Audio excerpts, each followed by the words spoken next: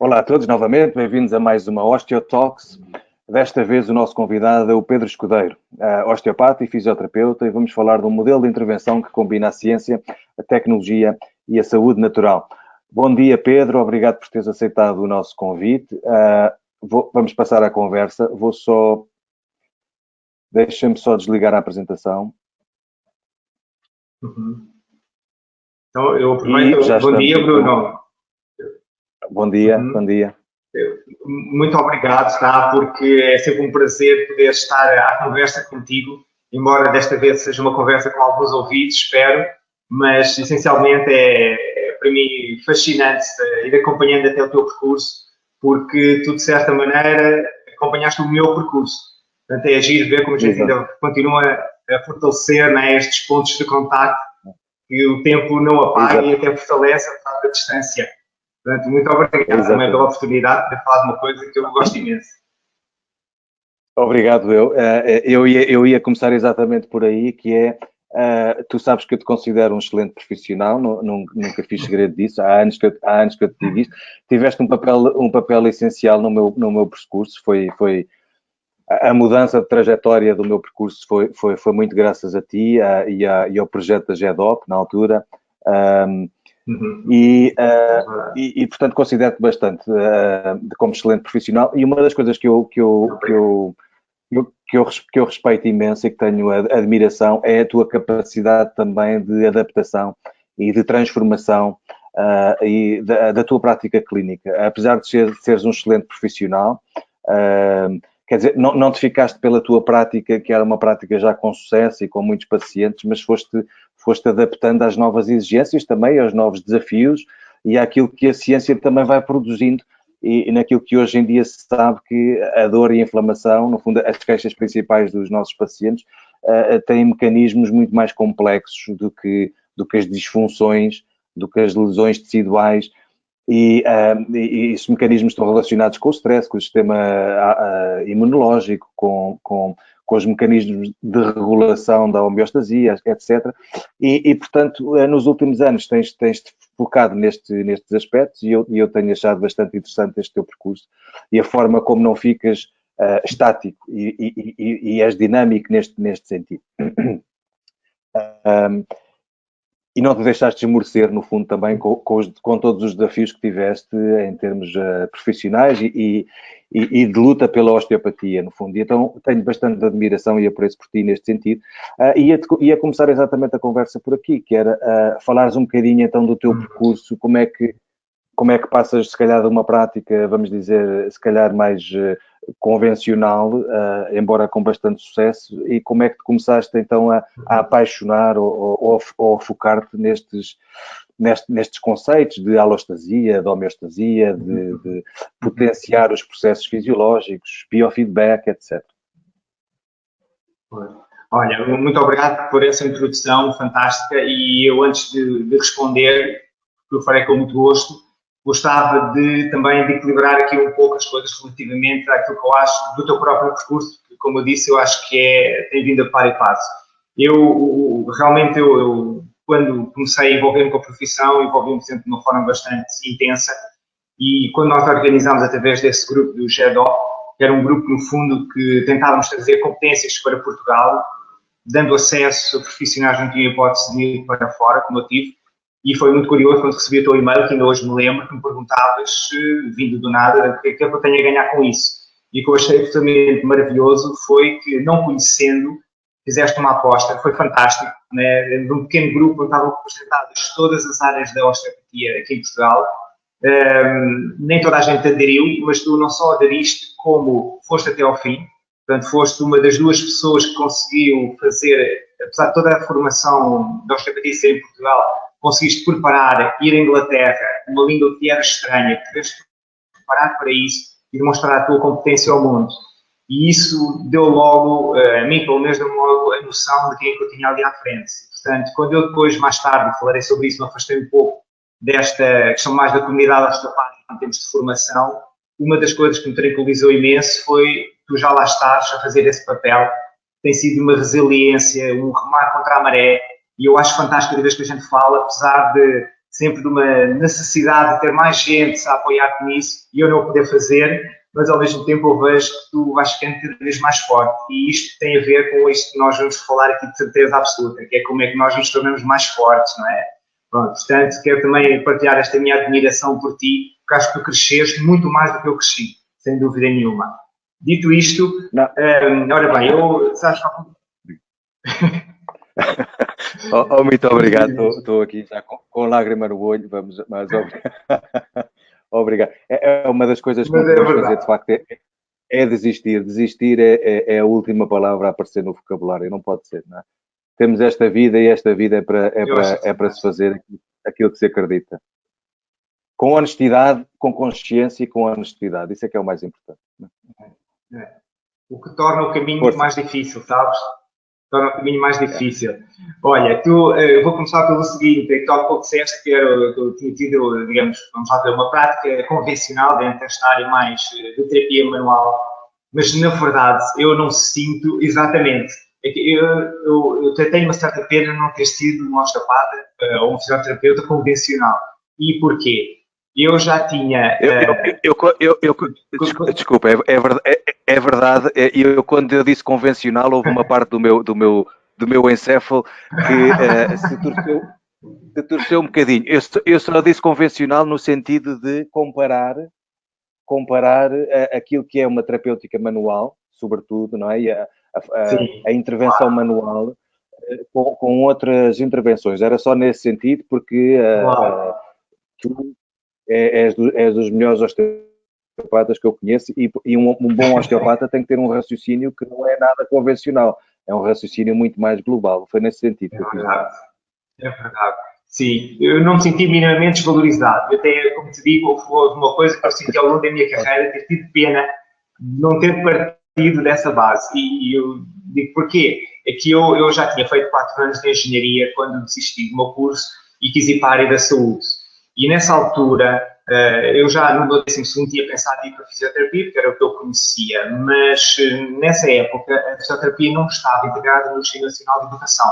Eu, como vivia aqui na zona de Cascais, obviamente era a Escola de Alcoitão, que seria, digamos, a minha referência, mas nessa época, como, digamos, a estrutura de ensino da fisioterapia ainda não estava regulamentada, aquilo era um acesso um pouco estranho e eu achei aquilo realmente muito fora do que eu pretendia do ensino oficial. Portanto, acabei por desistir dessa ideia. Mas com o passar dos anos e com a minha insatisfação no curso de engenharia, eu acabei por começar outra vez a gerar esta necessidade de ir para a área da saúde, até porque do envolvimento com o desporto nós sempre temos curiosidade em tratar as nossas mazelas, como tu bem sabes. E então eu na altura, quando já estava com o pensamento em ir para a área da saúde, e pensei em fisioterapia também, mas a verdade é que vi um livro que pensei que era de osteopatia, depois descobri que não, que era de kinesiologia. Mas na altura pareceu-me de osteopatia e pouco depois conheci outro, assim, de osteopatia, que me atraiu imenso ver toda aquela parte manipulativa de envolvimento entre o paciente e o clínico. E nessa época fui falar com uma osteopata fisioterapeuta, que eu conhecia aqui da zona, e ela informou-me que a única forma de eu ser osteopata era primeiro fazer fisioterapia. E, portanto, eu fui fazer fisioterapia. Claro, quando estou a meio do meu curso, vim a saber que isso não era verdade, eram profissões totalmente distintas, então eu comecei o curso de osteopatia. Imediatamente me apaixonei, obviamente, e pouco depois de ter acabado a formação, foi em 2001, 4 meses a seguir, eu tive contacto com uma das pessoas que me influenciou mais. Influenciou-me logo muito no início, ou seja, quando eu estava a arrancar como terapeuta manual, digamos assim, a osteopatia, embora também já tivesse fisioterapia, mas a osteopatia era onde estava realmente o meu interesse, me fazia sentido, por causa dessa questão global da abordagem à pessoa.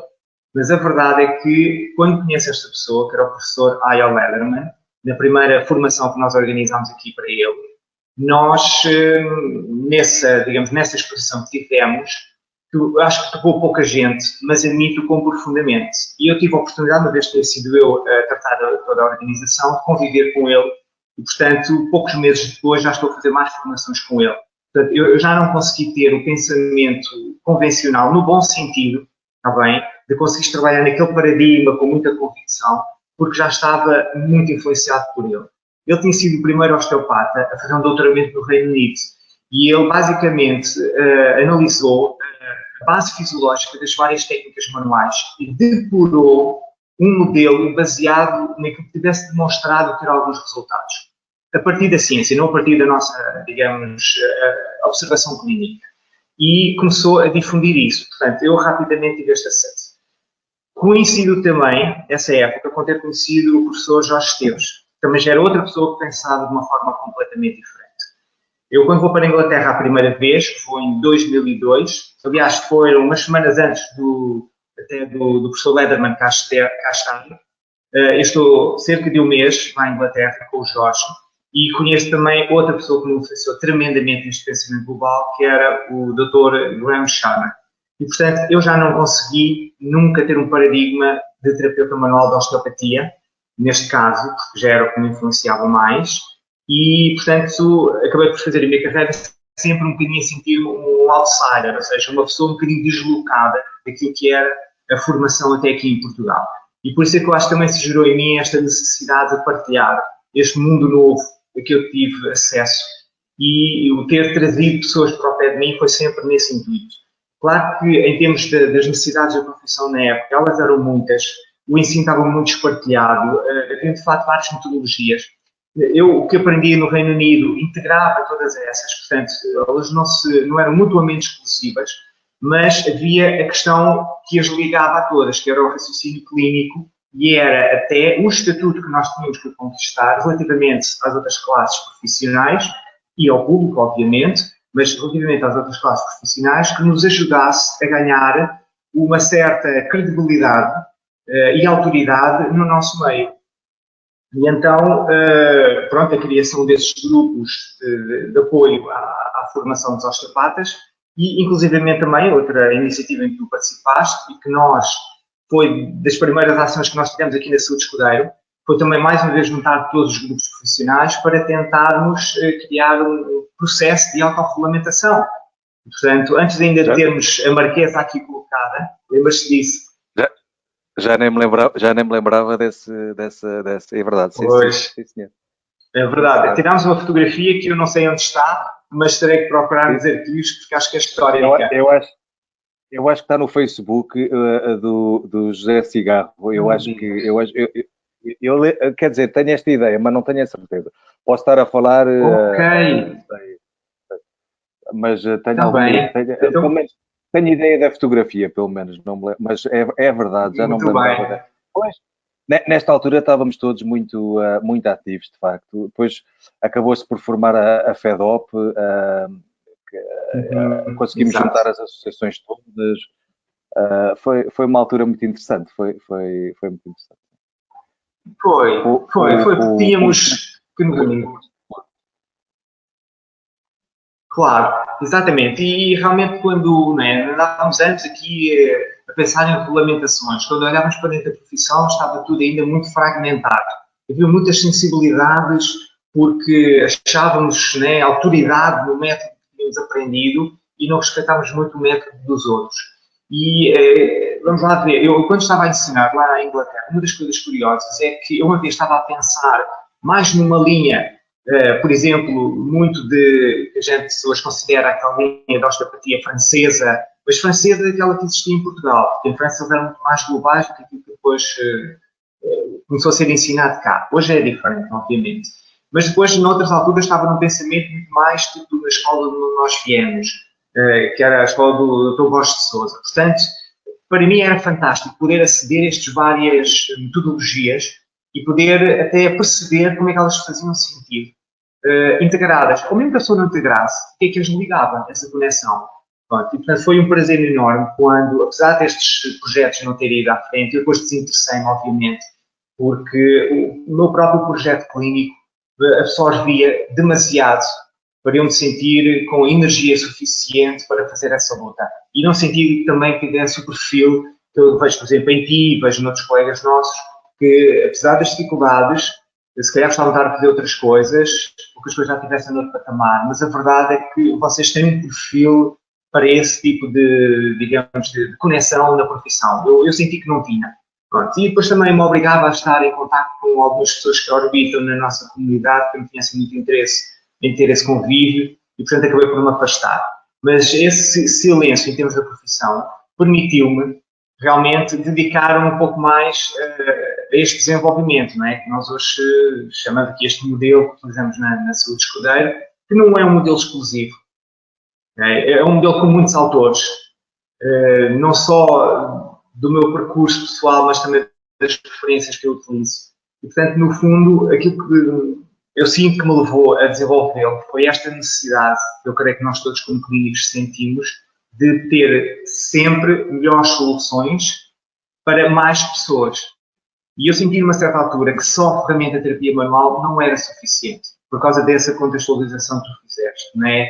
Ou seja, por detrás deste desequilíbrio orgânico, a pessoa pode manifestar sindromas dolorosos, não há dúvida, esses processos inflamatórios espontâneos, os famosos maus jeitos, aparecem de muitas formas diferentes, mas a verdade é que esse fundo estava lá e eu não conseguia dar a volta a isso, não conseguia, com a minha dedicação manual. Então comecei a sentir-me cada vez mais preso e bloqueado. O meu primeiro passo nessa época foi perceber melhor o sistema nervoso. E foi quando eu comecei a envolver com a literatura ligada ao sistema nervoso autónomo, que rapidamente me levou aos sistemas de biofeedback. Quando eu digo aqui sistemas de biofeedback, são sistemas que fazem leitura de sinais fisiológicos do nosso organismo, de processos que são inconscientes, como, por exemplo, a atividade cardíaca. A partir de um certo ponto, ela torna-se muito evidente, não é? Mas são processos totalmente inconscientes numa primeira fase, mas que era possível monitorizá-los e utilizá-los para os melhorar. Isto coincidiu também com uma fase do meu doutoramento, que eu depois não cheguei a terminar, mas foi suficientemente relevante para eu poder estar num grupo de investigadores que trabalhava essencialmente com patologias do sistema nervoso. Estamos a falar de escleroses múltiplas, esclerose amiotróficas laterais e outras perturbações, Parkinson, etc. Em que a maior parte deles vinha de engenharia, portanto, eu tinha esta facilidade de comunicar com eles, e depois havia outra parte que vinha do meio clínico, e eu também tinha facilidade em comunicar com eles. Portanto, aquilo que eu senti quando comecei a organizar o meu doutoramento, foi a minha investigação, era que eu estava a integrar as três áreas, a engenharia, a fisioterapia e a osteopatia. E então, nesse processo, eu tive acesso a muita tecnologia que só existia em laboratório. Nós medíamos uma série de alterações a nível do funcionamento do cérebro. Aquilo era fascinante. Mas depois medíamos também alterações do corpo e fazíamos uma ponte entre uma coisa e a outra. E isso ficou, obviamente. Quando, uns anos mais tarde, começa a aparecer tecnologia suficientemente potente em termos de fiabilidade e em termos de leitura, que nos permitisse, fora de um laboratório, com um investimento, algum investimento, mas já possível de aceder, e nós podemos ter isto aqui, eu sei, sim, temos que aplicar. E, portanto, aí comecei a investigar bastante toda esta envolvência a nível do sistema nervoso autónomo, essencialmente, desta ligação, né, entre o que se passa com o cérebro e o que se passa com o corpo, como isto era uma unidade indistinta, e começamos a montar, temos um sistema de avaliação e de tratamento. Né? Depois disso, o que aconteceram foram... Não, diz, desculpa, pensava que estavas... Não, diz Bruno. Sim.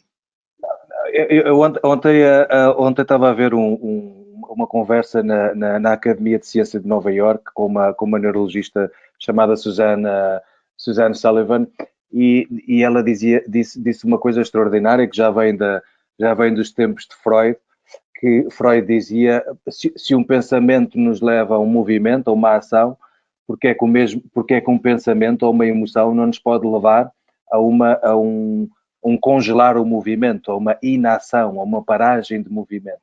E ela, como neurologista, tem visto coisas como cegueira, paralisias, hemiparésias e doenças de todo o tipo, mas sobretudo relacionadas com o movimento e portanto, também e o input, não é mesmo o input visual, que é uma coisa em que eles, radiologicamente, só com quer dizer, observando a imagem da ressonância, não conseguem ver alterações nenhumas, ou eletrobiográficas, ou seja o que for, e portanto não encontram alterações na condução, nem patológicas, anatomopatológicas das vias eferentes ou aferentes, daquelas vias corticais, seja o que for.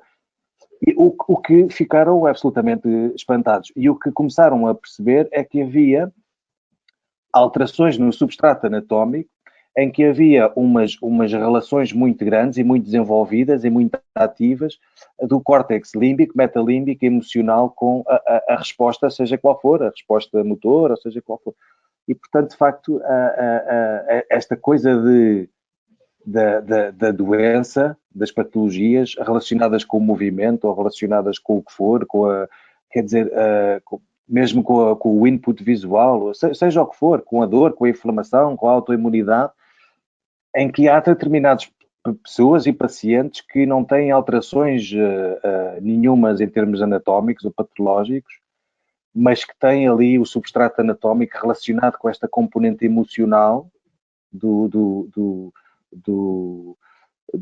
da região metalímbica, etc., de facto, com alterações fisiológicas, na resposta fisiológica, o que leva a coisas extraordinárias como uma paralisia ou uma cegueira, e as pessoas acreditam que estão assim, quer dizer, não é que não estejam.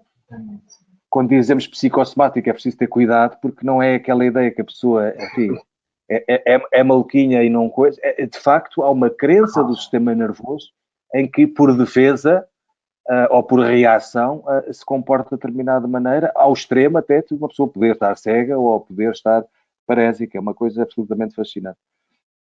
Desculpa ter interrompido. Exatamente. Bruno, não foi interrupção, foi um acrescento. É exatamente isso, sabes? Quando eu comecei a envolver-me com as questões do sistema nervoso autónomo, e a forma como ele, no fundo, era uma plataforma nessa ligação entre o cérebro e o corpo, e um dos autores principais que acabou por me influenciar nessa fase, que era o Stephen Porges, com a sua teoria polivagal, houve muitos quadros clínicos que para mim ficaram evidentes quando eu comecei a perceber as reações do organismo a um conjunto de coisas. De tal maneira que uma das brincadeiras que às vezes faço aqui com as pessoas em relação a, digamos, estes processos inconscientes, é, por exemplo, ter um desses sistemas de biofeedback ligado ao corpo, por exemplo, para medir a atividade muscular, o padrão respiratório, a atividade cardíaca, e pedir-lhes para, sem me dizerem, fecharem os olhos e pensarem numa coisa boa. E depois, ao fim de 2 minutos, mais ou menos, pensarem numa coisa má. E eu vou dizer-lhes quando é que pensaram na boa, quando é que pensaram na má. Ou seja, eu vou ver através da reação do corpo o que se passou no pensamento deles. E isto é estrondoso. É estrondoso. Porquê? Porque uma das maiores dificuldades que eu sinto, e eu creio que todos nós sentimos, neste nosso apoio às pessoas que vêm cá por problemas físicos, é explicar-lhes porque é que certos conselhos que nós damos, das suas rotinas de vida ou enfim, até dos seus padrões de pensamento, porque é que tem tanta importância seguir aquelas indicações.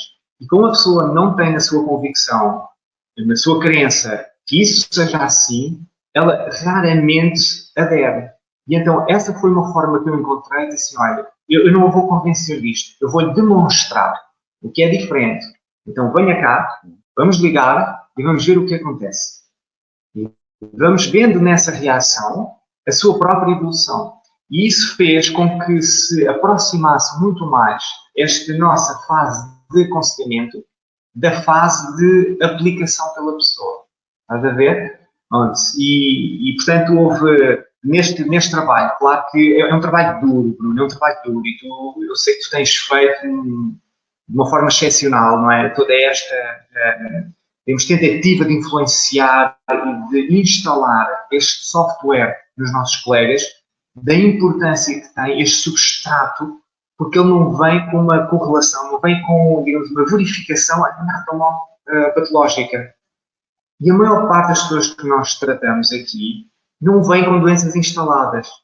Vem com aquela coisa que é terreno de ninguém, no fundo. Não é? Portanto, muitas vezes as pessoas dizem-nos, olha, assim, eu fui ao médico, diz que está tudo bem, mas a verdade é que eu não me sinto bem. Eu não estou bem. Há qualquer coisa a acontecer no meu corpo. E a pessoa não entende. Não é? E isso é muito perturbador psicologicamente. Muito perturbador. Portanto, foi muito a pensar nesta necessidade, ok?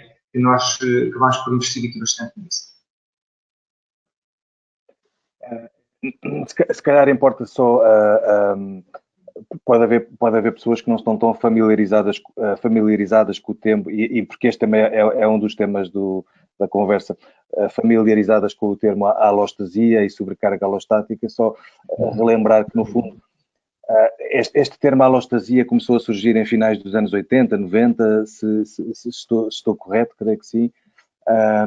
No fundo, a homeostasia são aqueles processos fisiológicos, mecanismos fisiológicos de regulação normal, quer dizer, a regulação no sono, na ingestão alimentar, sexual, enfim, é resposta a um momento qualquer de stress e, portanto, estes mecanismos fisiológicos de regulação neurohormonal, mas que quando há desafios, sejam eles sociais, físicos ou mentais, que ultrapassam os limites de intensidade, durabilidade, previsibilidade, e que, portanto, temos aqui uns outros processos fisiológicos, uns outros mecanismos que regulam, no fundo, os mecanismos da homeostasia, chamada a carga alostática, a carga de alostasia, não é? Que regula um bocado aquilo que são os mecanismos normais da homeostasia e, portanto, takes over, não é? Estes mecanismos. A questão é que estes mecanismos são metabolicamente e energeticamente muito exigentes. Esta carga alostática é altamente exigente em termos metabólicos e energéticos, o que levou ao termo chamado sobrecarga alostática, no fundo. E nós sabemos que esta sobrecarga alostática está implicada, associada àquilo que é o stress crónico. Vivemos num fight or flight mode crónico, e isto nós sabemos que está implicado com as relações sociais, a relação com o eu, as relações emocionais, com os processos inflamatórios, com a experiência de dor, e no fundo também tudo isto que falamos até agora, a desregulação do sistema nervoso autónomo, que pode levar à desregulação do cortisol, pode levar à desregulação das catecolaminas, a desregulação do sistema imunitário. Nós vemos que há pessoas que têm, por exemplo, um sistema imunitário muito eficiente, com os níveis de cortisol muito alto, ou pacientes com sobrecarga alostática, com os níveis de cortisol muito baixos, por exemplo. E, portanto, há aqui uma série de regulação. Estimulação TH1, inibição TH2, ao contrário dos eosinófilos, macrófagos. Há aqui uma série de interações no sistema neuroimune que são maravilhosas de aprofundar, de entender. Eu não sei o que é mais maravilhoso, é percebermos o que é que ainda não sabemos, que é muito, se é o começarmos a investigar e a conseguir fazer estas relações, o que é maravilhoso. Ontem um destes cientistas, um neurocientista das ciências cognitivas, o Donald Hoffman, acho que era este o nome, que se tem debruçado nos últimos anos só sobre o estudo da consciência. E há neurocientistas que vão para a física quântica, há outros que vão para a neurofisiologia, neuroanatomia, etc. E esta coisa que ele dizia que é maravilhosa e que se pode fazer paralelos com uma data de coisas, que é a consciência para ele e para o grupo que investiga com ele, a consciência que ainda não sabe nada, quase nada, embora hajam muitas hipóteses, muitas teorias, etc., mas é o que ele considera estar fora do espaço e do tempo. E isto para eles dá-lhes uma percepção de que o espaço e o tempo também ou seja, a tua realidade, seja a realidade externa como a realidade interna física, depende também da tua percepção dessa realidade. E por isso, neste sentido, em termos de doença, um indivíduo que tem uma percepção dele próprio, uma percepção do meio externo, se for uma percepção negativa, já se entende que essa percepção negativa também traz efeitos, ou pode trazer efeitos negativos e nefastos também para a saúde, no fundo. E aí é um bocadinho com este equilíbrio que tu trabalhas, não é? Claro, exatamente. Com este equilíbrio exatamente. Disseste aí tanta coisa que eu adorava pegar. Realmente é um mundo vastíssimo, vastíssimo. E sabes que aqui há uns 3 anos, mais ou menos, eu senti que, pela primeira vez, os meus interesses pessoais tinham fundido completamente com os meus interesses profissionais. Já não conseguia dissociar as coisas que pregava, nesta forma de aconselhamento e de apoio, das coisas que praticava. E, portanto, vamos começar aqui pelo princípio, como mal está, estamos a dizer, é exatamente como tu caracterizaste. No fundo, se nós conseguimos viver em equilíbrio completo, ou seja, os nossos metabolismos estão a correr todos normalmente, e sempre que aparece um determinado desafio, o nosso corpo tenta manter esse equilíbrio. E, portanto, produz um conjunto de alterações para manter esse equilíbrio. Por exemplo, se o meu corpo for sujeito a uma temperatura bastante elevada, ele imediatamente inicia um processo para manter a temperatura nuclear, seja 37 graus ou o que for, ele inicia um conjunto de alterações fisiológicas, como, por exemplo, o arrefecimento do corpo, o aumento da circulação, o aumento da atividade cardíaca. Se este esforço for durante um curto espaço de tempo relativamente moderado, uma vez desaparecendo esta exposição, ele retoma o seu equilíbrio. E esta parte é fundamental. O problema, tal e qual como tu disseste, é quando ele é demasiado intenso, demasiado frequente ou se prolonga ao longo do tempo. Porque uma das características que o nosso sistema tem é que ele está sempre a tentar adaptar-se. Naturalmente, ele tende sempre para o equilíbrio. Sempre. O que acontece é que nas nossas situações de dia-a-dia, sujeitamos muitas vezes, voluntária ou involuntariamente, a situações que lhe exigem essa adaptação. E ele tem este efeito de se conseguir adaptar. O problema é que a partir de um certo ponto, a tentativa de adaptação acaba por ser uma agressão que altera completamente o funcionamento, a ponto de se poderem desenvolver mesmo doenças e patologia instalada. Já não estamos a falar de um desequilíbrio, de uma disfunção, estamos a falar de patologia instalada. E quando nós olhamos para o percurso da pessoa, nós vemos precisamente essa sobrecarga a ir acumulando. O curioso nisto tem sido um pouco aqui a nossa experiência, e como tu disseste, realmente há sistemas que funcionam de uma maneira assim que funcionam de outra. É que nunca, como nesta área, eu me apercebi da individualidade.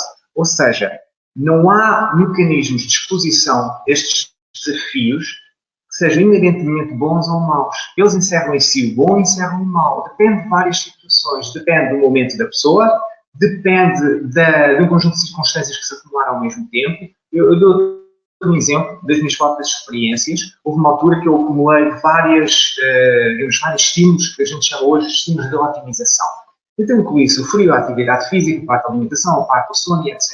E uma das coisas que aconteceu é que, a nível do sistema nervoso autónomo, que é uma das coisas que eu monitorizo regularmente, eu estava, apesar de me sentir super bem, extraordinariamente bem, a verdade é que, a nível do sistema nervoso, começava a mostrar que qualquer coisa não estava a funcionar bem. E os problemas começaram a seguir, de facto. Portanto, nenhum destes estímulos foi lá colocado para fazer mal. Foram todos que têm evidência e que fazem bem.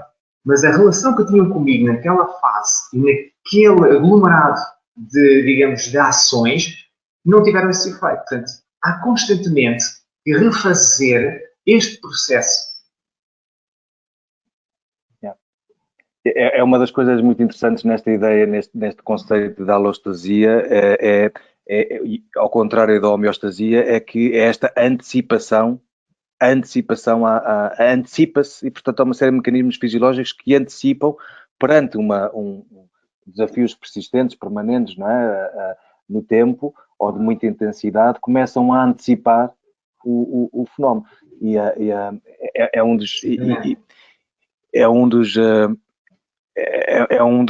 E podemos fazer até a relação com, por exemplo, as teorias da evolução. Porque é que a resposta de fight or flight é tão diferente quando vivíamos na selva e tínhamos que fugir de animais predadores, etc. E porque é que a mesma resposta de fight or flight é quase oposta quando passamos a viver em comunidade e que temos que nos dar todos bem, não podemos andar à luta por tudo e por nada, vivemos em maior segurança porque estamos em comunidade, mas depois também temos períodos de invernos prolongados e de fome e, portanto, não podemos ter uma resposta de fight or flight que seja metabolicamente muito exigente, com níveis de cortisol muito alto, porque a pessoa morre mais cedo, não é? Envelhece, e, portanto, passamos a ter uma resposta de fight or flight inversa, que é com níveis de cortisol baixos, etc. E, portanto, esta previsibilidade ou esta antecipação vou preparar o meu corpo, os meus mecanismos, vou-me antecipar ao problema, porque este desafio já se está a tornar muito persistente e vou antecipar aqui. De facto, parece mau, mas no fundo não é mau nem bom, é uma adaptação, no fundo. É isto, é muito interessante. Exato. Exatamente. Acho que tem... É isso mesmo. Acho maravilhoso estás a fazer este tipo de trabalho que envolve muita coisa. Diz-me tu, Pedro, mas envolve desde a ergonomia, desde a forma como a tua postura, e a tua postura também é o espelho da forma como tu vês o mundo e te vês a ti próprio, exercício, alimentação, o ambiente que te rodeia, sei lá, os níveis de O2, meditação, exercício, quer dizer, é aqui uma panóplia de coisas que tu deves falar com os teus pacientes, imagino eu, não? Claro. Não, é isso mesmo, Bruno. Sabes que, no fundo, para esta ideia da alostase e da carga alostática, nós podemos dividir em dois grandes grupos os estímulos que têm ação. O grupo das rotinas e dos comportamentos, incluímos o sono, a alimentação, a atividade física, por exemplo, estes, e, por outro lado, nós temos os fenómenos ligados à parte psicossocial, em que nós temos as condições de vida, nós temos as relações familiares, nós temos, digamos, a satisfação a nível profissional, etc. E elas todas podem contribuir. E a gente nunca sabe quais é que podem ter mais peso. É quase impossível. Então, o trabalho que a gente faz com as pessoas é tentar perceber precisamente isso, qual é que é esse peso. A ideia não é modificar tudo. E é muito engraçado quando nós sugerimos algumas ações às pessoas, elas ficam com a sensação, não, isso é muito radical. E assim, pode ser socialmente radical, no sentido em que não é habitual. Mas para o seu organismo é o contrário. E isto liga àquilo que estavas a dizer, na nossa ancestralidade. Isto que parece que é hoje, digamos, uma maldição que temos, ter esta reação ao stress de fight or flight, não é? Na verdade, quando foi desenvolvido, foi o que nos permitiu sobreviver, porque essas ameaças eram essencialmente ameaças físicas, em que se vias o arbustozinho lá mexer, tu não ias lá ver o que é que se passava. A primeira coisa que tu fazias era pôs-te ali para fora, e por isso é que o corpo preparava-se para fazer isso mesmo. E se tu não tivesses hipótese de fugir, tu preparavas-te para lutar pela vida, e mais uma vez o teu corpo preparava-se para isso. O problema é que o mesmo mecanismo pode ser ativado por um pensamento, como agora, por exemplo, que é: eu não vou ter dinheiro para pagar as minhas contas para o próximo mês. Ou então, a pessoa não fazer a sua atividade física ou privar-se das suas horas necessárias de sono, tem exatamente a mesma resposta. Mas para mim, uma das coisas mais curiosas era que, apesar de eu já conhecer este fenómeno, era que existe um outro estado fisiológico que vem a seguir a este, que é o tal de imobilização, de congelamento, em que há pessoas que estão nesse modo. E essa avaliação é uma avaliação que nós conseguimos também distinguir a forma como monitorizamos, não só pela descrição clínica das pessoas, mas pela forma como se monitoriza, porque há parâmetros neurofisiológicos que nos dão precisamente onde é que a pessoa está. E então, quando se está num destes dois modos, porque eles estão mutuamente exclusivos neste caso, ou seja, não se pode estar em fuga-luta, não se pode estar em segurança e não se pode estar em mobilização ao mesmo tempo, ou se está num, ou se está no outro. Não é possível ter dois sequer, quanto mais três. E isso, há um exemplo que eu acho fantástico, que até retirei do Sapolsky, que tem aquele livro fantástico de porque é que as zebras não têm úlceras, e também tem um trabalho fabuloso nesta área do stress, em que ele dá uma descrição como um governo, um Estado, um país que está em guerra e que, portanto, todo o orçamento está dirigido para as Forças Armadas, para combater os inimigos. E, portanto, não sobra nada, sobra para a cultura, para a saúde, para, digamos, os serviços sociais. E isto é o que acontece com o nosso sistema. Quando ele está num destes modos de defesa, por luta ou de imobilização, ele não pode estar preparado para fazer reparação celular, fazer a regeneração, fomentar a sociabilidade, que são exatamente os mecanismos necessários para esta autorregulação e segurança para adquirir esta alostase. E a resiliência é fomentada e é promovida neste estado. Vamos lá ver, a exposição a pequenas doses de stress também faz parte de aumentar a resiliência. Quando nós, por exemplo, expomos o corpo a determinadas ações, como são, imagina um jejum, ou o frio, ou o calor, o que nós estamos a fazer, estamos a ativar mecanismos que são naturais. O nosso corpo dá-se especialmente bem com doses moderadas de stress. Mas o moderado é digamos, uma quantificação que não é absoluta. É uma quantificação que varia pessoa para pessoa e depende da altura. Há pessoas que em certas fases podem sujeitar-se, vamos imaginar, a uma certa temperatura, mas noutras fases aquela temperatura já é agressiva, tem que diminuir. E esta gestão, mais do que a ciência, é uma arte. E a autoexperimentação, como nós temos estes dispositivos todos aqui disponíveis e temos a pessoa a utilizar, permitem-nos isso. Assim, hoje será um bom dia para eu me massacrar com a minha atividade física? Ou no sentido de eu querer a minha saúde e a minha performance, é melhor fazer um treino bastante mais ligeiro ou até não fazer nada. Okay? E esta parte tem sido, digamos, a mais fascinante de conversar com as pessoas. Porque como as pessoas leem muito na internet, então muitas delas já fazem experiência, sim, eu já ouvi falar, sim, eu já fiz e tal. Ok, vamos ver o efeito em si. Não é um efeito absoluto. Faz bem a pessoa mergulhar-se numa banheira com cubos de gelo? Às vezes, outras vezes não. Então, mas como é que eu sei? Vamos monitorizar. Isso é muito interessante. Eu tenho seguido um cientista, um investigador, chama-se David Sinclair, que está muito ligado à área de investigação dele nos últimos anos, tem sido em medicina anti-envelhecimento, com coisas como NDAs e NMNs e coisas assim, e ele para além desta suplementação, que ainda está a título experimental, e portanto ainda não está na fase, não sei se já está na fase humana ou não, acho que sim, mas ainda está a ser estudada, no fundo. Mas uma das coisas que ele fala, por exemplo, é exatamente este estímulo do sistema imunológico, estes pequenos estímulos do stress. Então, uma das coisas que ele falava e que fala é estes contraste de temperaturas quente com frio. E eu recordo-me que comecei há uns anos a fazer isto, a tomar banho muito quente e depois os últimos minutos serem completamente gelados, e faço isso no inverno e no verão. Até houve uma vez ou duas em que o duche frio me causou tanto mal-estar que 1 ou 2 dias depois, ou mesmo no próprio dia, fiquei com uma gripe valente e com um processo inflamatório respiratório, mas agressivo. E o que eu senti naquelas vezes em que eu tomei o duche frio é o meu corpo detestou isto, ao contrário do que a grande maioria das vezes, que o meu corpo sentia-se muito bem e até mais revigorado com isto.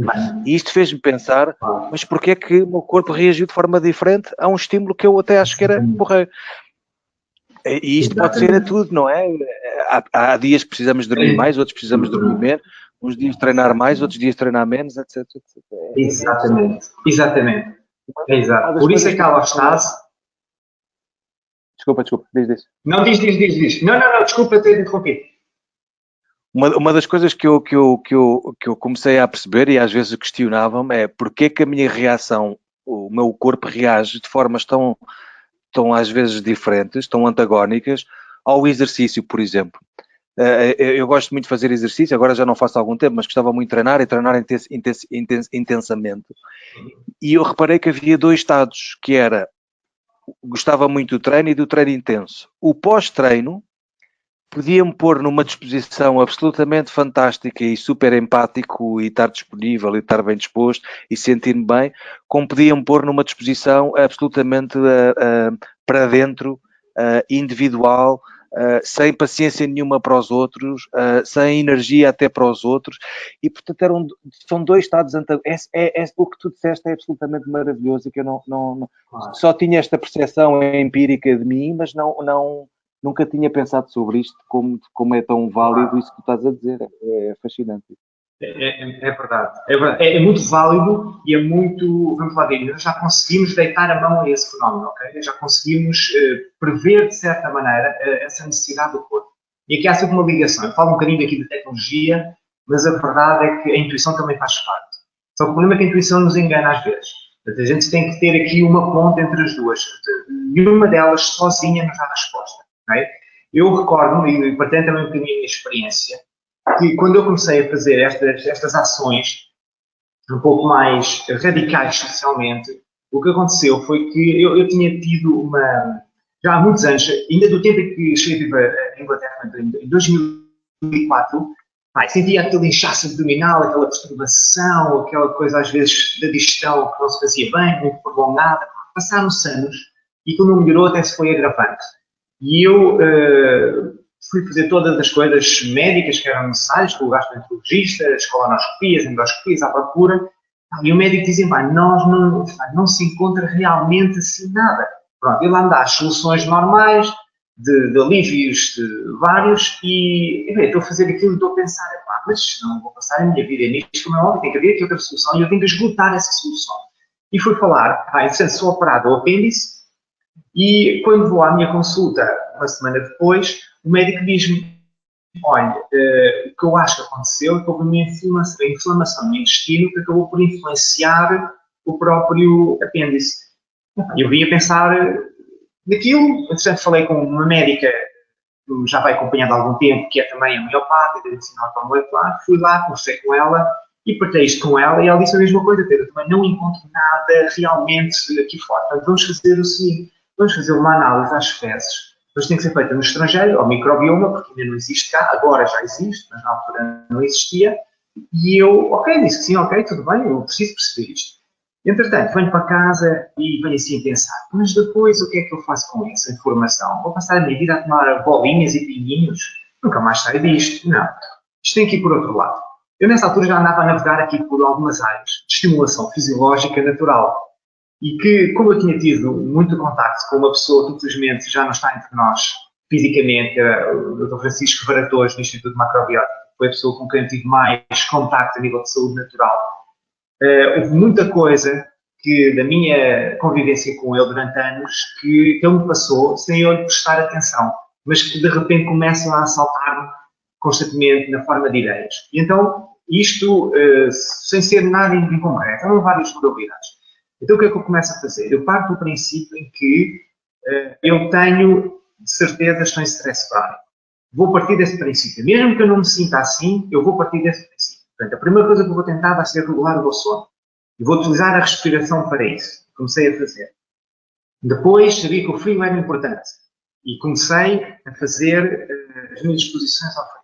E depois, um dia, começo, digamos, a estudar um pouco o ritmo circadiano e a importância que tinha de horários de alimentação e das janelas de alimentação. E começo a jantar até mais ou menos, mais tarde, uma refeição às 6 da tarde. Mas há um dia em concreto que eu chego a casa, depois da minha última refeiçãozinha às 6 da tarde, e por volta das 8, a Teresa, a minha mulher, tinha feito um jantar, né? E ela estava a comer, e eu olhei para aquilo, tinha um aspecto apetitoso, e eu resolvi comer e comi uma dentada. Era esparguete com carne guisada. E eu como. Eram 3 da manhã, ainda não tinha conseguido desenrolar a digestão. E pensei, isto não pode ser assim. E então decidi, é hoje que eu vou começar a fazer jejum. E vou fazer até me sentir bem. A questão é que ao fim de 3 dias, sem comer absolutamente nada, eu de dia para dia sentia-me cada vez melhor. Sentia-me tão bem que passei a ficar com esta sensação. Eu estou bem é quando não como, não é quando como. E perdi o medo de morrer, não é? Por não me alimentar. É a trabalhar e a treinar, eu treino cedo e também, às vezes, de uma forma intensa, e a sentir-me a subir pelas paredes, maravilhosamente bem. O que acontece é que com tudo isto, o meu sono melhorou imenso, só com tudo isto eu perco peso sem querer. E então as minhas roupas começaram a parecer as roupas salada. Minhas é que não eram. Eu puxava as calças e as calças desciam. Pronto. E as pessoas começaram a dizer aquilo que tu também notavas, é que havia dias que eu estava irascível, as pessoas não me suportavam, eu tinha pouca paciência. Ou seja, eu sentia-me bem de uma forma, mas apesar de ter melhorado, eu acho que ultrapassei o limite desse equilíbrio para ir para a carga alostática outra vez. E de repente, nesse ano, apareceram pela primeira vez na vida frieiras, que eu nunca tinha tido. E eu chegava a tomar esses banhos de água fria, um bocado prolongados às vezes, e passado 1 hora e tal ainda estava a tremer. Ou seja, eu não consegui equilibrar porque não tinha sequer ainda essa compreensão. Só tinha, se isto faz bem, eu vou fazer. Pronto. E, portanto, todo o processo que veio a seguir foi precisamente assim, qual é o objetivo? É saúde, então temos que ter aqui parâmetros que nos digam o que é estar saudável. E eu tenho que me restringir a estes parâmetros e olhar para eles. E tenho que sentir o que é estar saudável quando estes parâmetros me dizem que é assim. Fazer essa ponte. Portanto, o trabalho que a gente acabou por fazer com as pessoas foi sempre a este nível. Ok. Ó Pedro, só para terminar, já vamos com 1 hora, também não te quero ocupar muito o tempo. Pois Portanto, achas que posso concluir que, no fundo, também o raciocínio osteopático, esta ideia, que também não é única da osteopatia, cada vez menos, mas esta ideia, este treino que nós fazemos, enquanto raciocínio osteopático, de olhar para a integração dos sistemas, para a relação dos sistemas, para a resposta dos sistemas a determinados estímulos, desafios, muito entre aspas, as disfunções, e portanto esta inter-relação sistémica faz parte do raciocínio osteopático, terá certamente também contribuído para esta forma de tu olhares para a sobrecarga alostática e para a forma de intervir no paciente, não é? Esta forma global de intervir nos pacientes, não é? Sim. Concordas com isso? Não é só faz parte. Concorda 100%, mas não é faz parte, é a identidade, é a gênese. O pensamento osteopático é isso. E para mim foi chocante quando nós falávamos disto na nossa formação de base, mas depois chegávamos à prática, podíamos ver os nossos colegas, até aqueles que às vezes admirávamos, exercer. Depois desta conversa toda, desta globalidade toda, acabava assim, olha, estou na medicina marquesa, eu agora vou mobilizar e vou trabalhar estes tecidos. Portanto, não havia globalidade nenhuma. O raciocínio clínico da osteopatia está exatamente nessa globalidade. E está nesta compreensão da fisiologia, está nesta integração dos hábitos de vida, está nesta compreensão de como é que o sistema nervoso medeia a relação com a própria vida. Nisso é que ela está. A parte manual é uma ferramenta importante, como é o sono, como é a alimentação, a atividade física, como é processos respiratórios, há uma série delas. A terapia manual faz parte, porque com isso a gente consegue precisamente, lá está, através da ergonomia, da postura, da descompressão articular, da libertação de tensões, da sensação de simetria, nós conseguimos, através desse toque, dessa interação com o corpo, nós conseguimos alterar muitos destes padrões e a própria pessoa, nisso tem a convicção, que nos ajuda, não é? A pessoa também tem a convicção que libertar o stress é libertar as tensões musculares. Portanto, a gente pode se aproveitar deste mecanismo para isso. E nós temos a oportunidade, durante a nossa sessão, de partindo de um pressuposto, pode até estar completamente errado, na mente da pessoa, que é o tratamento físico vai curar, nós temos a hipótese, ali durante meia hora ou 1 hora, de deixar as sementes que fazem com que o resto da semana, até a pessoa voltar à nova sessão ou já no regresso, faça o verdadeiro efeito fisiológico, que é através desse aconselhamento, digamos, essa entrada no estilo de vida da pessoa e tentar mexer em algumas coisinhas, dando soluções que funcionem na vida dela. Não é só dizer à pessoa, perca peso e pode ficar quando tiver menos 20 quilos, isso não é solução absolutamente nenhuma. Okay? Portanto, eu, a 100%, isto para mim é o exercício da osteopatia. É como tu dizes, é a identidade profissional, embora também essa identidade profissional, eu há pouco tempo tivemos a conversa com o Colm e com o Christian Lung, e portanto hoje em dia também se pensa bastante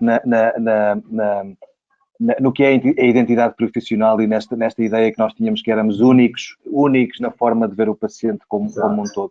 E portanto, de facto é a nossa identidade, este raciocínio, este global. Eu diria que depois por vezes ficamos aquém, embora possamos ter um raciocínio global, mas depois o tratamento, a intervenção terapêutica, mesmo o hands-on, fica aquém deste raciocínio global, porque, como tu dizes, intervimos muito manualmente, não é, nos tecidos, mas depois, se calhar, a ponte da relação de sistemas, da relação hipotética clínica para a dedutiva para a clínica, é que depois fica um bocado aquém só na intervenção manual. E, portanto, aí essa abordagem ao exercício, ao sono, à postura, à alimentação, no fundo, e aquilo que tu conseguiste fazer, ou que tu consegues fazer na tua clínica, na Saúde Escudeira em Carcavelos, esta medição da fisiológica, não é? Desde a tensão arterial à frequência respiratória, ao tónus muscular, se bem me recordo, e portanto consegues então ter aqui um biofeedback muito mais presente, não é? E muito mais que te diz o que é que se passa no presente com o paciente e não enfim, um conjunto de construções que tu fazes intelectuais, mentais, baseado na história só clínica do paciente e na anamnese, e, portanto, consegues medir em loco o que é que se passa com aqueles marcadores de biofeedback e portanto, consegues depois no fundo, intervir em muitas destas áreas que de facto podem criar alterações na homeostasia, não é? Claro. Se calhar... Não, ia te dizer só para concluir. Sim. Estou a começar a perder aqui um bocadinho o som da ligação. Estou a ficar aqui com umas alterações e era só para depois não perder aqui o contexto da coisa. Não, diz. O resto, não é? Claro, claro. E é só dizer o seguinte, sabes que uma das minhas maiores dificuldades quando eu contacto com colegas nossos, quer da osteopatia, quer da fisioterapia, como disseste há pouco, isto já não é exclusivo da osteopatia. Eu conheço fisioterapeutas que são muito mais em termos de raciocínio osteopatas do que são a maior parte dos osteopatas que eu conheço. Mas quando estou a falar com colegas, e nós temos sempre porta aberta, precisamente para essa integração, gostávamos de expandir todo este modelo, mas a grande dificuldade é que colidimos precisamente com a própria crença que o osteopata tem que a sua ferramenta é exclusivamente, e a sua identidade é exclusivamente terapia manual. Okay? E que isto são territórios que não lhe pertencem. Claro que é difícil, é uma área complicada, exige algum estudo, é verdade, mas é uma área fascinante. É uma área fascinante. E principalmente dar às pessoas as ferramentas para elas serem autónomas na gestão da sua vida. E quando elas são autónomas, recorrem a nós muito mais conscientes e é muito mais fácil para nós as ajudarmos. Além de que isto é divertido. É muito lúdico. A pessoa monitorizar-se é equipamentos que a pessoa pode ter em casa a preços acessibilíssimos e são fabulosamente divertidos, ok? Porque a gente está a ver o corpo a funcionar para além do que é a nossa percepção. Portanto, agradeço imenso a oportunidade de estarmos aqui a falar também para os colegas que possam ter interesse nisto. Não é uma ideia de influenciar, é isto também faz parte da osteopatia, faz parte de uma fisioterapia também mais global e de outras áreas, na naturopatia se calhar também. E hoje estamos aqui pessoas como és tu, como sou eu e outros colegas, que podem ajudar outros colegas a desenvolver terrenos mais abrangentes. Portanto, olha, muito obrigado por essa oportunidade. Ficamos assim para continuar a nossa conversa noutra altura. Acho que não tem que haver o risco ou não se tem que pensar no risco de estarmos a entrar noutras áreas, porque houve alguém que fazia uma pergunta ao Dr. Oliver Thompson, que é um osteopata que tem falado muito sobre a comunicação com o doente e a forma como comunicamos com o doente, e fala muito na área cognitiva e das neurociências e da parte psicológica e da forma como o paciente pode ter medo e então a desconstrução daquilo que é o comportamento do paciente. E alguém lhe perguntava se não estamos a entrar noutras áreas de intervenção mais relacionadas com a psicoterapia, com a psicologia. E eu acho que não temos que ter esse receio na medida em que ninguém se apresenta como psicólogo, nem como psicoterapeuta, nem é uma consulta de psicoterapia, nem seja do que for. O que estamos a dar é ferramentas e conselhos que fazem parte também daquilo que é o rol do pensamento osteopático e da nossa caracterização como profissionais de saúde. É só isto. Claro, exatamente. E quando há situações mais complicadas, temos felizmente esses especialistas para quem encaminhar. É simples.